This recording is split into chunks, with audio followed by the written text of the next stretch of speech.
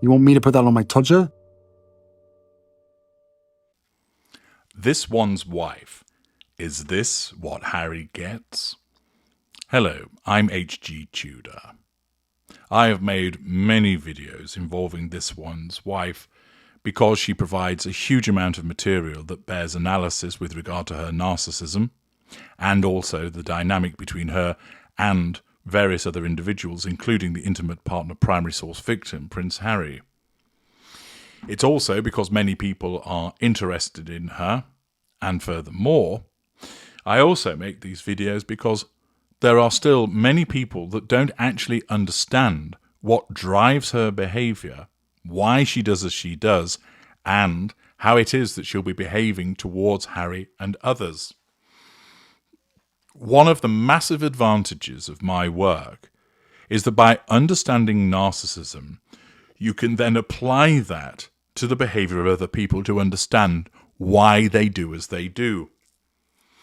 Many people, when first involved with a narcissist, be it personally or watching their behaviour from afar, they simply don't realise that that person is a narcissist, and they view that person's behaviour through their own world lens. This is understandable, but it's a mistake, because it results in you failing to understand why that person is behaving in the manner that they do. Indeed, it leads you to being confused and bewildered because their behaviour doesn't make any sense when applied through your worldview, your standards. However, once you start to realise what it is that's driving the behaviour, why the narcissist does as he or she does, whilst you won't necessarily like it, you will then start to understand it. Therefore, many of the behaviours start to make sense, lessening your own confusion and bewilderment. Time and time again I see in below-the-line comments and particular forums where people are discussing the behaviours of this one's wife, they regularly seem to be pulling their hair out and asking, but why does she do this? Can't she see that? Doesn't she understand this? And of course, if they accessed my work and understood narcissism, they would get the answers and no longer would be confused and keep asking those same questions over and again. I also utilise this work to reach people who otherwise might not realise what they're dealing with. And there are individuals that contact me stating, I had no idea I was with a narcissist until I embarked upon the This One's Wife series at HG. It certainly opened my eyes. Furthermore, the point of this work is to enable people to understand what Harry might be dealing with, so that it doesn't become some kind of isolated or detached outcome, but that you start to understand what he is experiencing.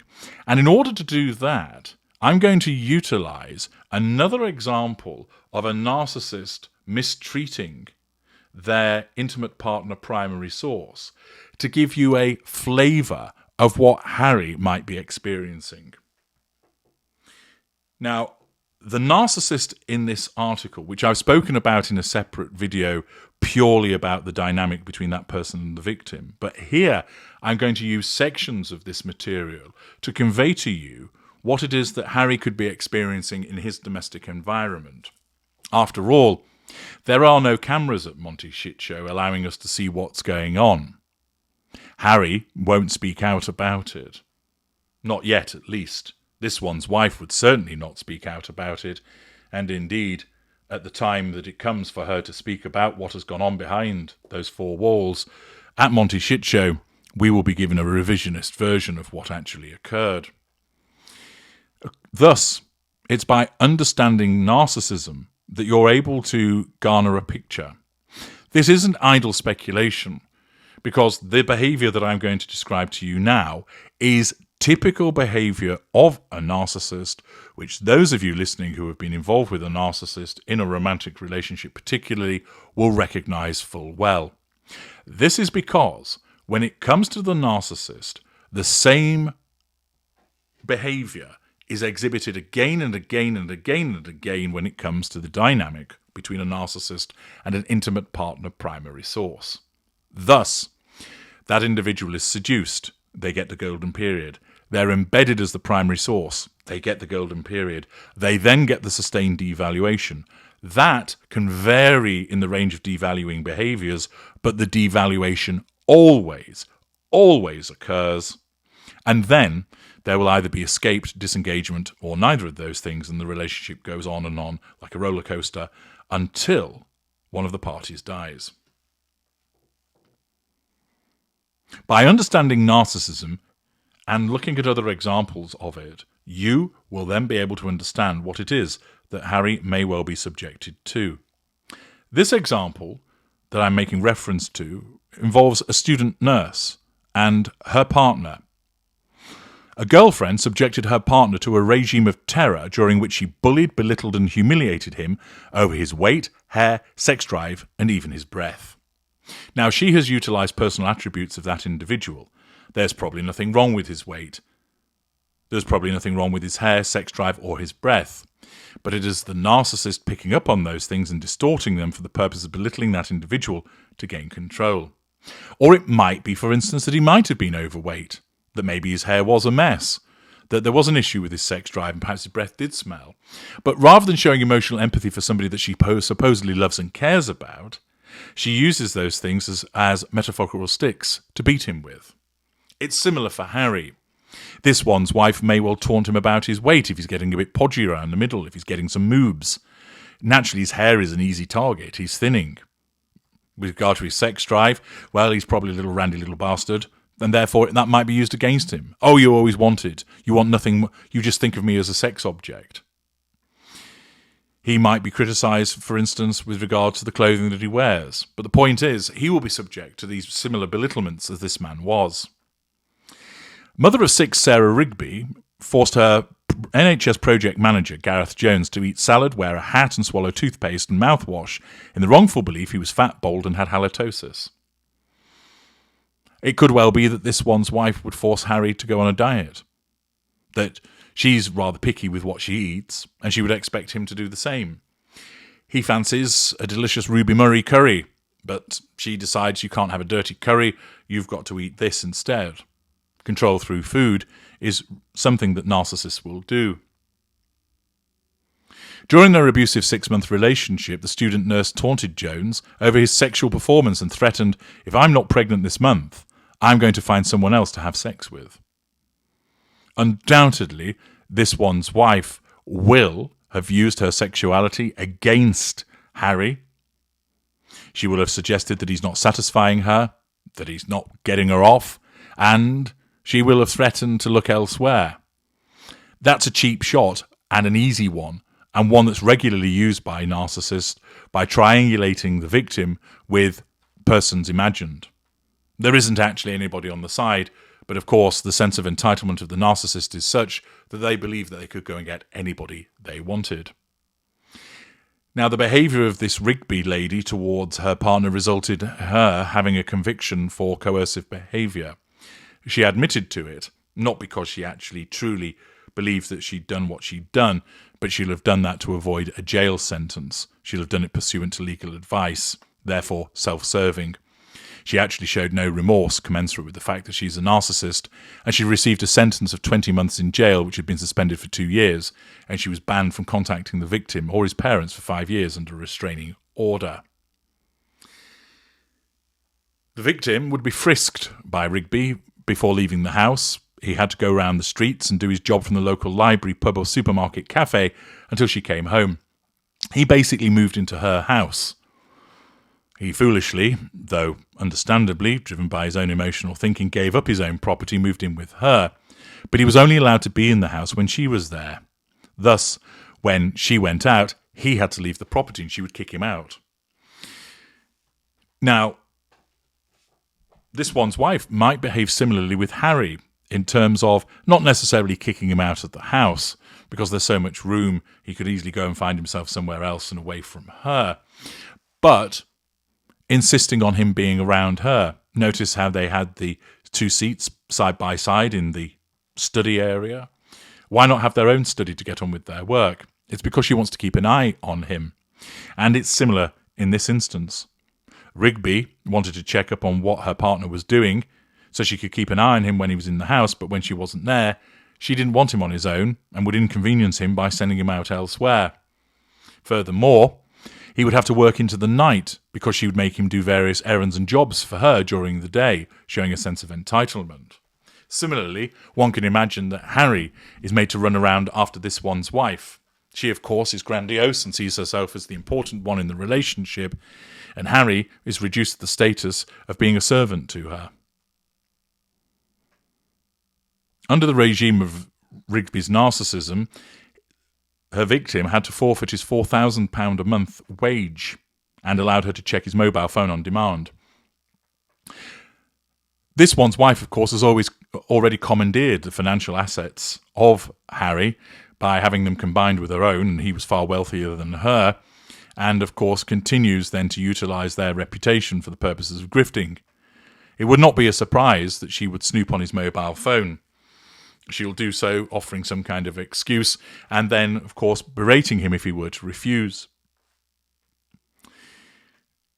Rigby had physically abused her victim. She'd hit him with a glass candle holder at one stage, clawed at him, punched him, kicked him. There has been suggestions that Harry has been a victim of physical violence from this one's wife. Rigby is a more aggressive narcissist than this one's wife. They come from different sub-schools. Nevertheless, the fact is that this one's wife could also be moved to physical violence if the heated fury is strong enough, and would do so behind closed doors. There has been speculation in the past about Harry appearing with a black eye and scratches to his face. There's no evidence that actually is confirmed that that's gone on, but it is not beyond the realms of possibility that physical violence could be utilised against him. In other instances, Mr. Jones, who moved in with Rigby after meeting on Plenty of Fish, don't use online dating, was thrown out of her house whilst dressed only in his underwear. During one tirade, she told him, "I may not control social services, but I can control you, and I'm loving it." She called him fat, lazy, sweaty, a whale, dopey, thick, smelly, a dog during other temper tantrums. Now, there's no doubting that this one's wife will regularly insult Harry. She'll call him names. She will belittle him, she'll invalidate him, and she'll hurl insults at him when they argue. She will repeatedly belittle him, which will then have the impact of making Harry more compliant, making him feel nervous. He'll feel degraded and worthless, a description that the victim has used in relation to himself as a consequence of the abuse that he suffered from Rigby. That victim explained that she used to say things like, "I had halitosis and forced me to drink half a bottle of Listerine or eat toothpaste. I started to believe that I had things wrong with me. I was forced to wear a hat every time we went out together because she didn't want to be seen with someone who was receding, and kept on that she wanted me to have a hair transplant. I also felt degraded, as Sarah used to try and intimidate me and ridicule my manhood regularly. I had regular bruising on my body from when Sarah used to kick, bite, scratch or claw me. I was nervous to consult my GP for fear she would find out and beat me further. As Sarah would not allow me to eat, I was called a fat, smelly slob. I became paranoid about food. If she kicked me out, I was able to stay with my parents. I would be afraid to eat with them in case she summons me back and would be able to smell food on my breath. Whilst I was with Sarah, my relationship with friends and family became strained. I was isolated from everyone." Now, with Harry, she will ridicule him, that she will cause him to believe that there's something wrong with him. That is standard operating procedure for a narcissist, to make the victim believe that they are the problem. With this man, notice how he was isolated, that he became isolated from friends and family. The relationships were strained. This is precisely what has happened with Harry, and it is, of course, all done to make it easier for the narcissist to control the intimate partner primary source. Mr. Jones, the victim, goes on to explain about how he was nervous about talking to his parents because his partner was always listening in, that he was repeatedly being watched. His phone was checked on a regular basis. She wanted his passcode so that she could get into his phone, and passwords to email accounts. It'll be the same for Harry. This one's wife, as we know, driven by her paranoia, is intrusive and nosy. She'll want to know what Harry's doing. She'll want to know what his messages are, what his emails are, and she'll demand access. blackmailing him emotionally to providing it to her. The fact is that also, in this situation between Rigby and Jones, Jones was worn down with repeated messages until he apologised. And on one occasion, she accused Mr. Jones of breaking her ribs, but despite x-rays showing no breaks, she demanded compensation from him and threatened to call the police if he did not pay her. There's no doubt that this one's wife will use threat against Harry. That's a common usage by a mid-range narcissist, which is, of course, what this one's wife is. There was also false accusations that she would suggest that he had been violent, coercive, controlling, and manipulative towards her. Again, standard operating procedure for the narcissist to project in that way. Rigby accusing Jones of that. And similarly, at some juncture, this one's wife will accuse Harry of being violent, coercive, controlling, and manipulative towards her, projecting her own behaviours. This will, of course, come out post-escape or disengagement when the divorce is on foot. The way that Mr. Jones has been treated, he was accused of being a nightmare to live with. She said he had poor habits and didn't let him use the toilet in the house, insisting he went to the toilet at the library or the pub. Well, I don't suspect that Harry would have that problem, given the number of flushing toilets that exist at Monty Shit Show. But this one's wife will insist that Harry does certain things in a certain way. For instance, in the kitchen, she probably says that he's not allowed to make food in a particular way, that he's got to put food away in a particular way. It's all part of that control. She can't help herself because it's intrinsic in the way that she is, that she has to assert control over him. Thus, whilst they're different sub-schools, the necessity of assertion of control over the intimate partner primary source remains the same, and some of the behaviours are similar. The way that Rigby has treated Jones, you can see that some of these behaviours may well be applied to this one's wife's treatment of Harry as part of his own sustained devaluation behind closed doors. And it is useful to use these examples, real-life examples of other narcissists in action, to help you understand what Harry is likely to be subjected to and how this one's wife behaves. I'm H.G. Tudor. Thank you for listening.